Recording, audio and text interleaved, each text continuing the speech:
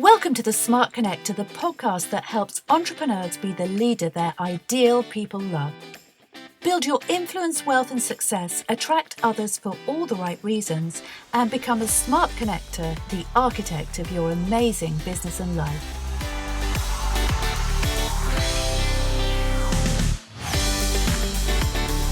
I met Neville Wright at a business mastermind I attended in Peterborough a few years ago. He's a very low-key, lovely and humble guy for someone who is so accomplished in business. He's achieved incredible things, having built and sold a number of businesses, one for 70 million. And in this telephone interview, he tells us all about his entrepreneurial career and love of family.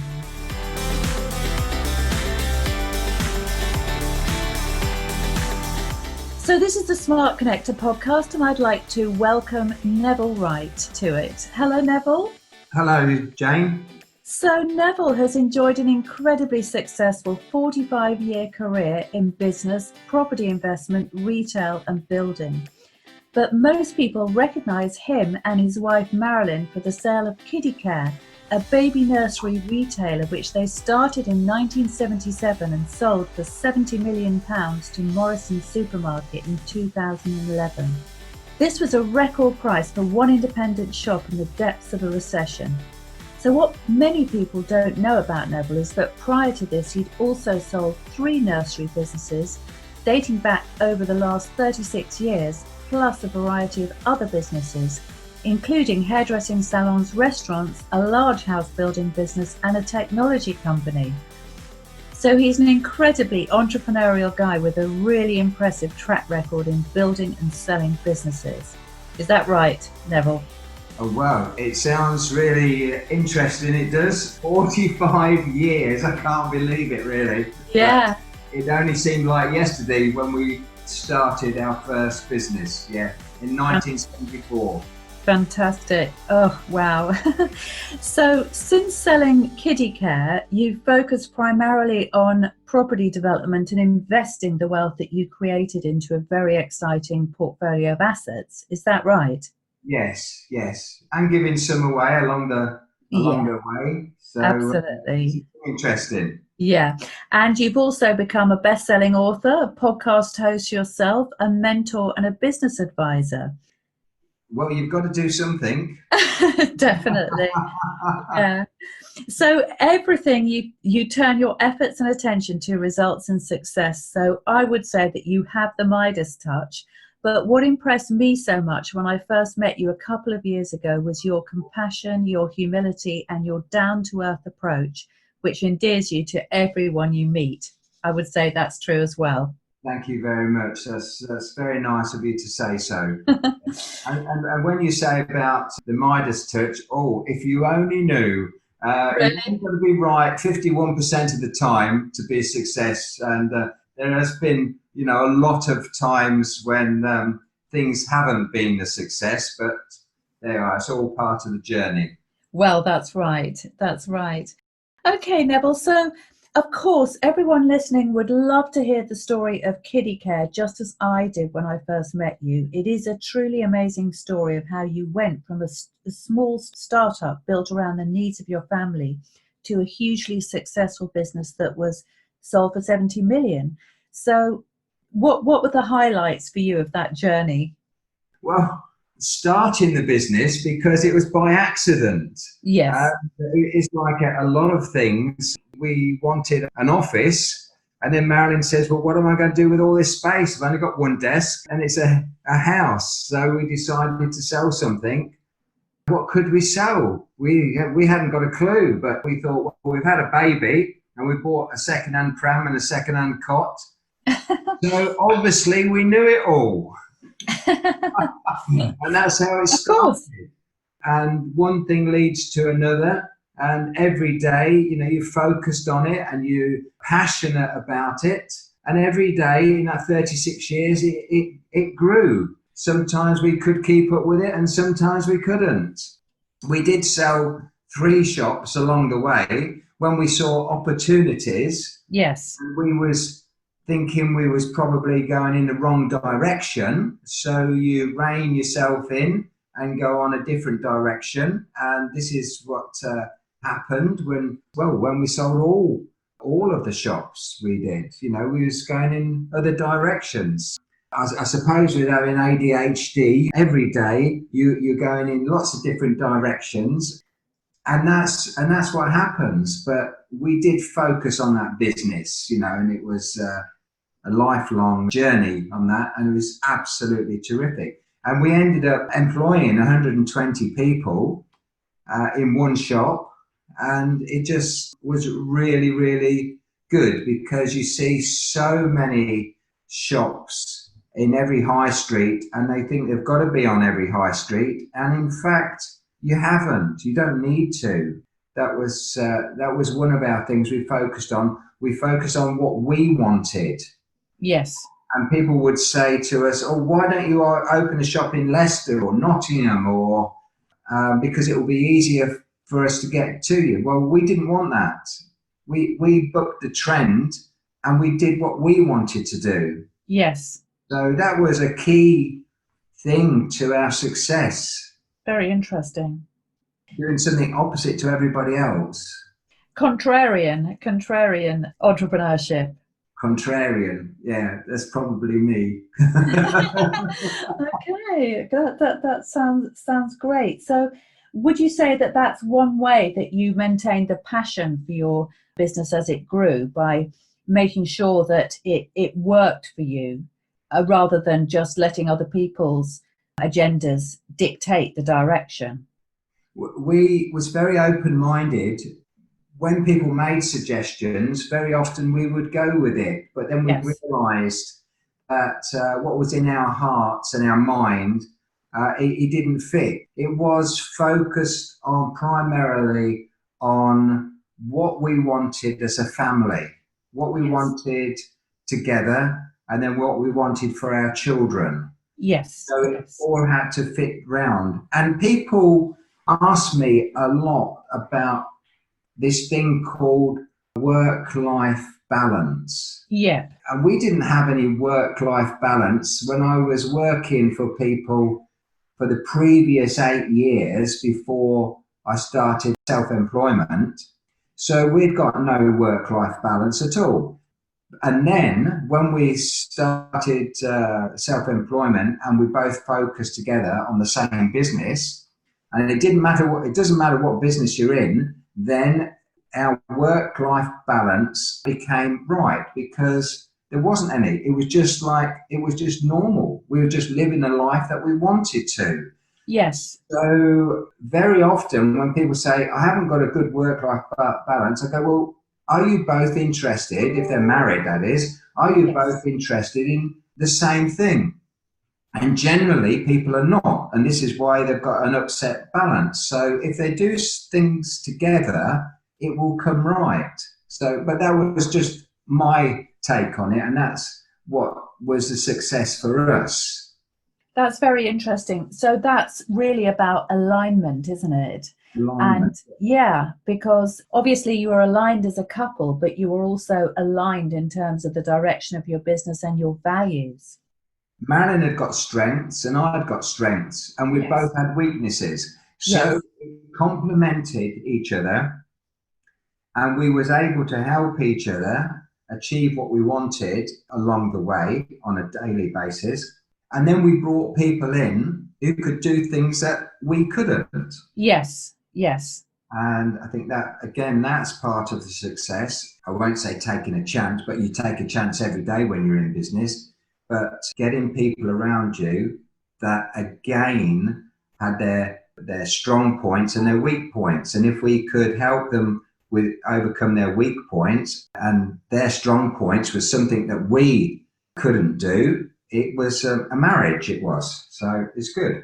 Yes. So, Neville, running a family business, did you ever find that it was difficult for people that you did bring into the business? Did they ever feel as though there was nepotism, or that there were issues that they felt their progression was compromised because it was a family business? Or did you feel as though you tackled and headed off any of those issues right from the start? How did you manage that? We manage it by giving it a brand name, Rainbow Warehouse for a start, and then KiddieCare. Yes. And having it as a corporate, looking like it was a corporate. Yes. So Well, it was. it was like the same as Mothercare or John Lewis or somebody like that. I'm not saying we were in their league because we wasn't. We looked up to them. Yes. We tried to emulate them. And then what people realized was this was a business that was growing, and it had got a lot more strengths for people to come in because they knew the owners. Yes. They talked to them every day. Yes. We was part of the big picture. We was part of the group, and we wasn't dictators. We listened to them and we taught them. And education, it doesn't matter what kind of business you're in the business of education. Then opportunity. So we'd educate the people into this business that we'd got, that was Yes. ever-changing business, and then we would give opportunities. So every single person knew that there was an opportunity to expand their mind, expand their knowledge, and to take on responsibilities if they wanted. So it was a never-ending progression for them. So no, this thing about a family kind of being in control and other people being outsiders was completely wrong in our business. It was totally different. It was. Well, it certainly We got sounds like into it. the niche between the family business, which we could make decisions immediately, which people liked, which staff liked, Yes. and also with them knowing their role, knowing their value, and the opportunities that they was able to create for themselves and for other people. It worked. We tweaked this on a daily basis over all these years, and so it worked. It did really well. That sounds absolutely fantastic, and really as though you made them part of the family through the values that you brought to them and through the caring, which sounds great. It was a big family. It was. Sounds like it. Everybody was in that family. There was. So it was really nice. Even all these years later, we're still in touch with majority of them. And it was really, and it is really good.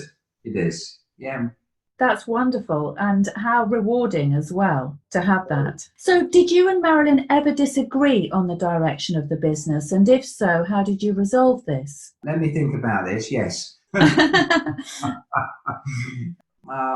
don't know whether we disagreed. There was some heated debate sometime. We knew what we wanted, and it was when we went outside of those parameters of what we wanted. So Yes. everybody was opening, I'm talking about in the 80s, 90s, everybody was opening their shops on a Sunday. Yes.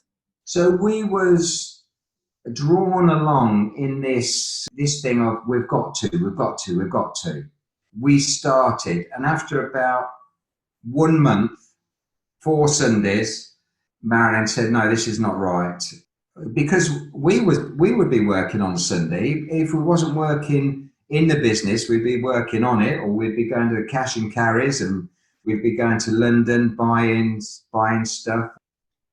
So, but she said, no, it's not fair on the staff. You know, they've got families and they need a day off. Sundays is a nice day to have with their families, and Mondays as well. So we stopped it. We just stopped working on a Sunday. I don't think that was a conflict. I think it was a discussion for about 2 minutes. Yes. She says, that's what we're doing. I'm going, fine. That's fine, you know, and it worked. So they would have Sundays off and Mondays. Well, Monday, after 2000, we had to work on a Monday because we were so busy on the internet. But up to 2000, we had Sundays and Mondays off, and everybody was full time, and everybody was happy, and it was a great situation, because if you've got happy staff, then you've got happy customers. It works. Absolutely. And of course, that's something that Richard Branson always says as well, isn't it? That, yeah, he does. He says that the route to happy customers is happy staff. Well, he's right. And we've proved it. When we left, they started opening on a Sunday again, and they started opening till late at night, 8 o'clock, 9 o'clock at night. And then they started to open up on bank holidays where we never used to. Christmas Eve, we never used to open up. New Year's Day, we never. Easter, we didn't open. And we still had created the biggest independent nursery business in the UK.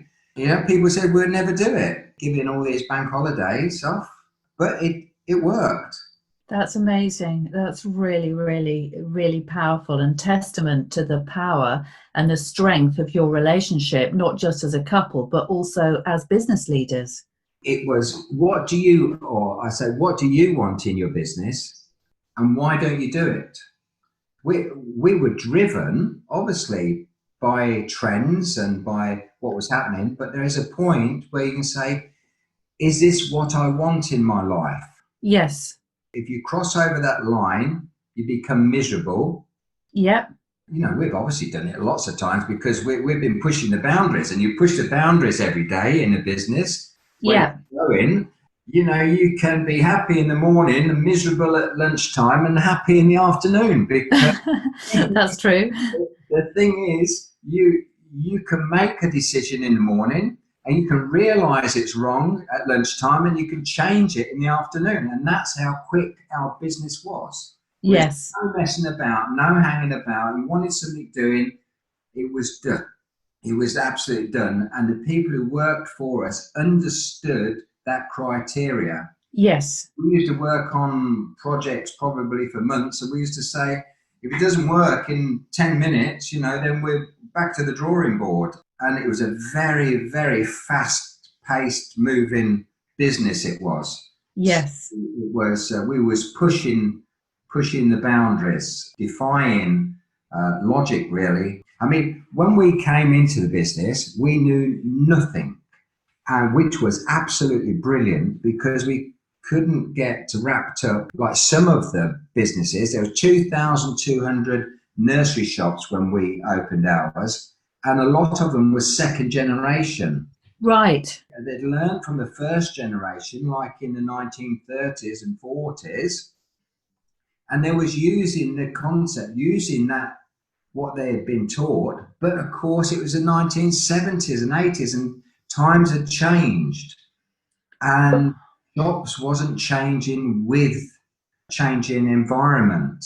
And so we were very lucky, because we knew nothing, and people used to say, no, you can't do that, you can't do this, or you can't do that, you have to put prams away for 9 months, and you have to do this, and you have to do that. And we go, no, we don't want to do it.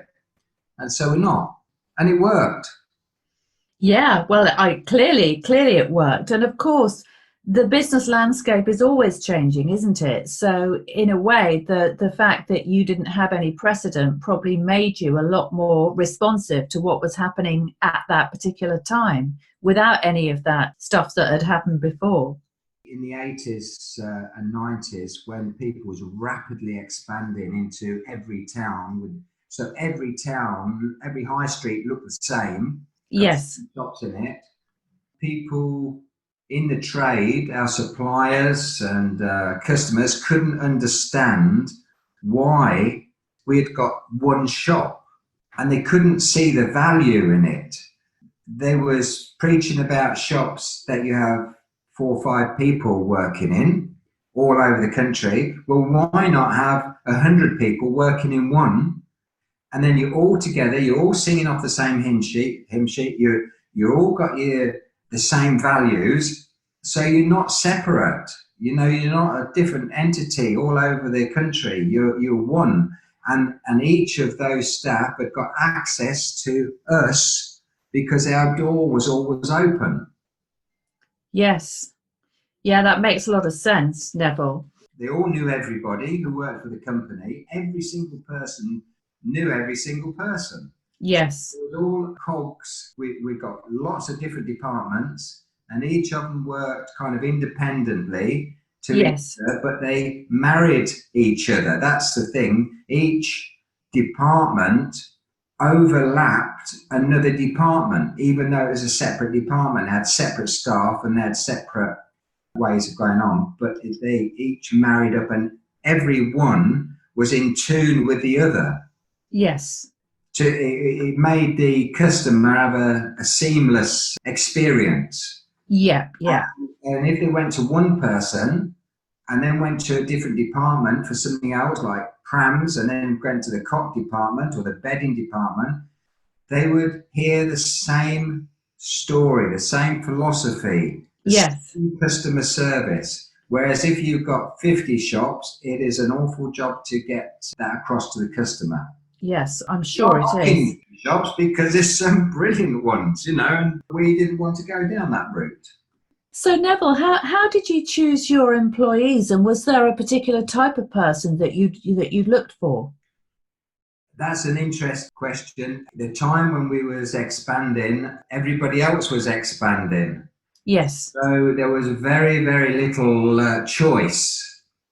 So it's a point of when you're going from 30 staff to 40 staff, you put in 20% on a year, whatever it is, you can't be choosy. So we would take on 20 people, and the majority of people, to be quite honest, shop work is just a filler in between, shall we say, a real job to them. Yeah. Because a lot of people didn't class shop work as a real vocation or job. And we had to find the ones that did marry up to the job. And very often it was 20 people and you get one who would stay. And of course, that's, you accepted that. People was going through and some people said, I can't believe that I like this job. I only came because I hadn't got a job and I needed the money. And yet they stopped with us 15 years. And some of them stayed about 15 minutes and said, well, in the interview, I said I could go without cigarettes all day, but, it's been 15 minutes and I can't. So therefore, no smoking policy. And so I'm going. So it took all sorts. It was a very interesting. Everybody played their part, whether they stayed for 15 minutes or 15 years. Yes. So how did you deal with underperformers or people for whom the business wasn't a great fit if they didn't leave of their own volition? Because they worked in teams. Yes. The team sorted them out.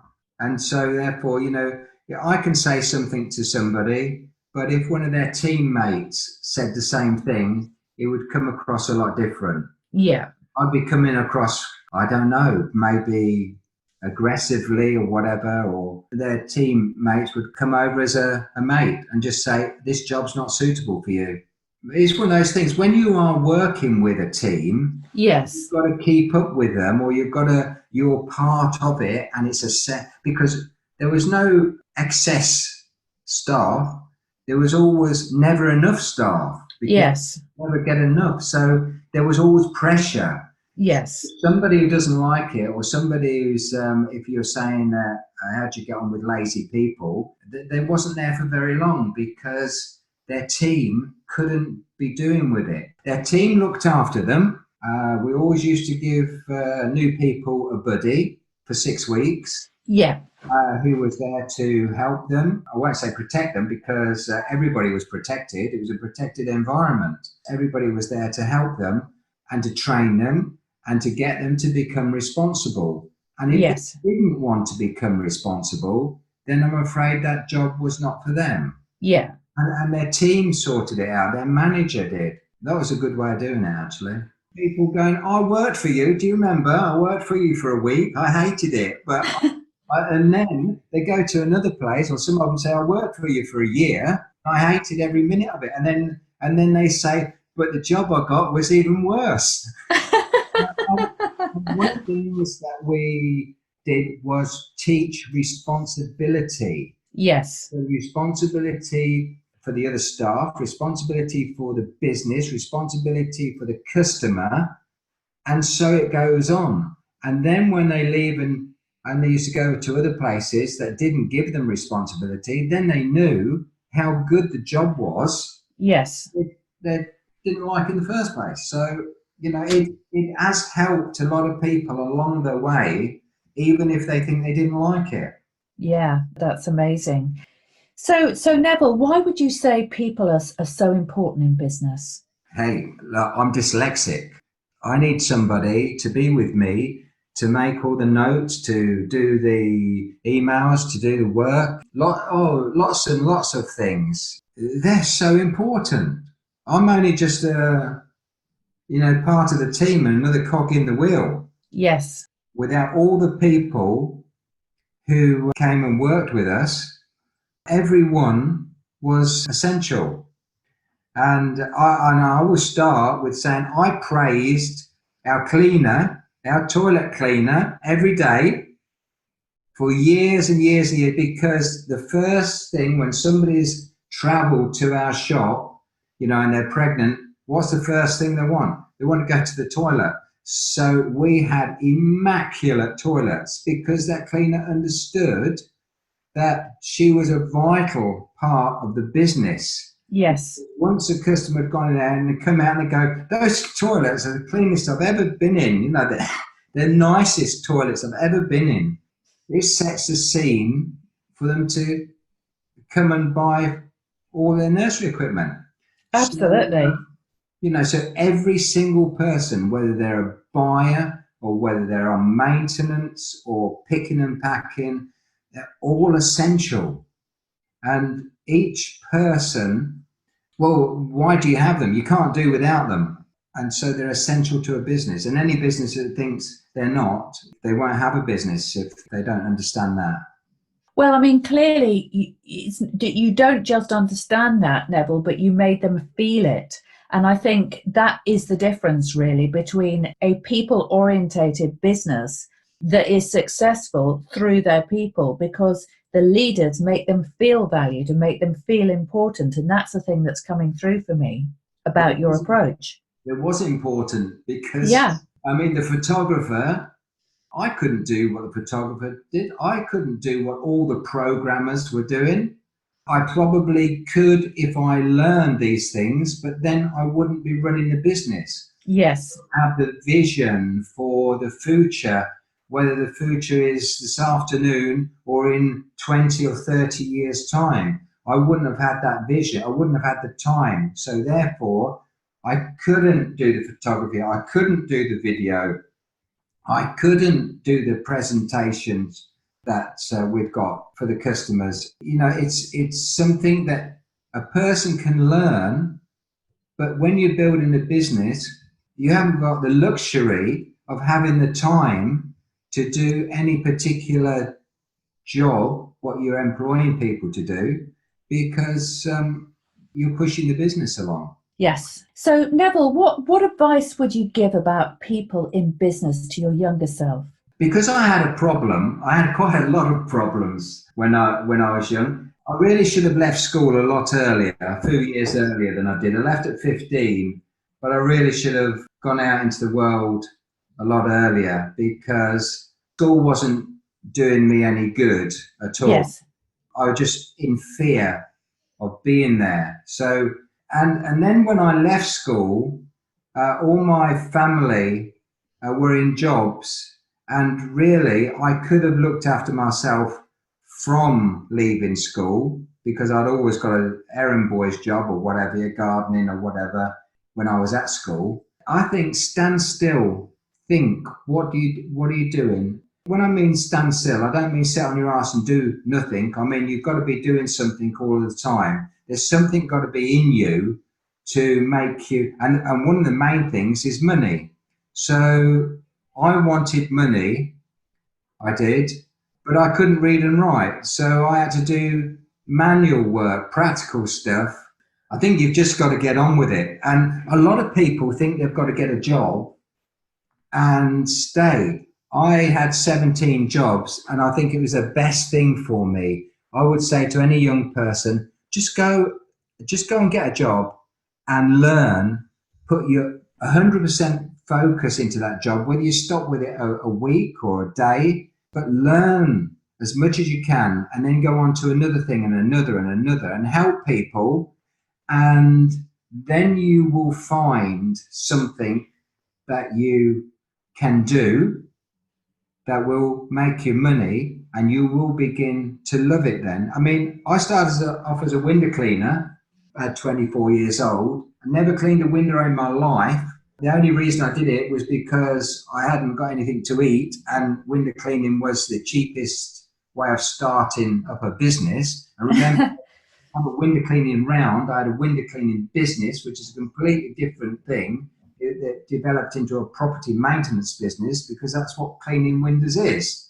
Yes. Maintenance. So I didn't cocoon myself in a niche where I'm a window cleaner and I have a window cleaning round, because there's a ceiling to how many windows you can do in a day, how many in a week, and there's a ceiling on the amount of money you can get.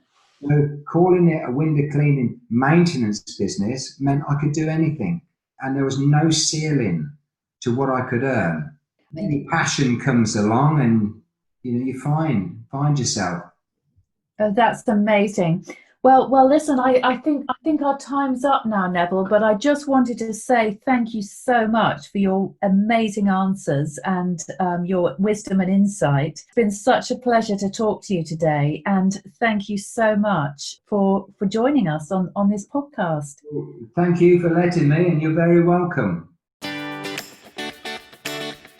Thanks for listening to the Smart Connector podcast. If you've enjoyed this episode, why not head over to janebayler.com and order a copy of my free report on building your personal brand.